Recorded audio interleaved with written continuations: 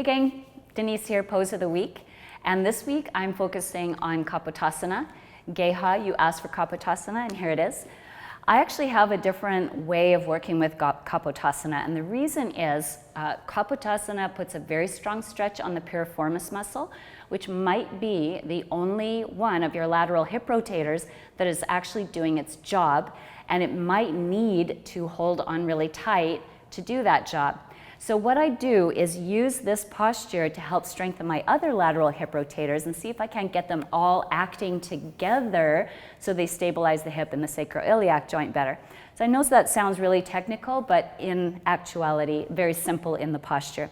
So I set myself up working with whatever range I have. Now I might have to have my heel tucked in and maybe my knee pointed a little bit forward.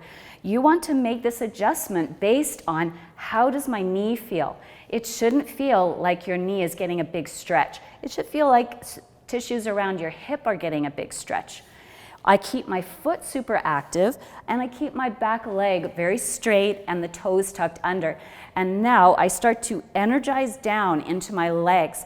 So for me to energize up and down, as though I'm going to lift my leg or my body away from the mat, I have to use these lateral hip rotators on my right hip.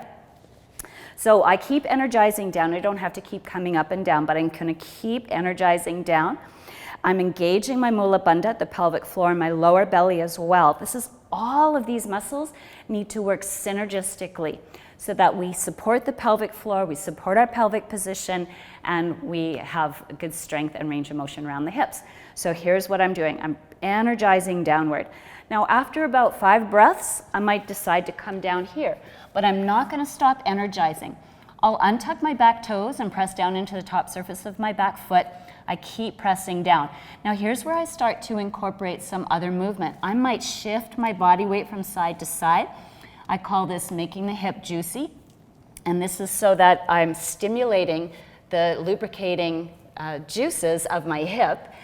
And now I'll just walk myself over to one corner of my mat. This creates a different sensation. And again, I'm still activating downward into my mat. I'm not really going to concern myself with how much lower I can get. Then I'll walk over to the other side and I'll energize down here. Press, press, press, press, press.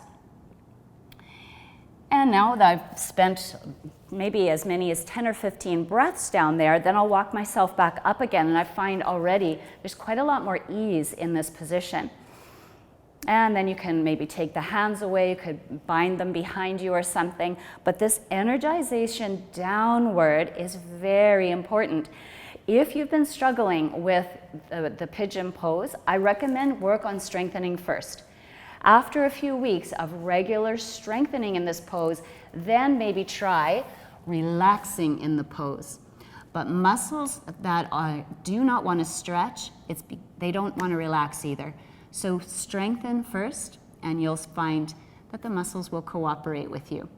Try that out, Geha, and hey, if you have any postures you want me to work through or find solutions or look at it from a new perspective, let me know. I would love to address that. Thanks so much. Join me another time. Bye for now.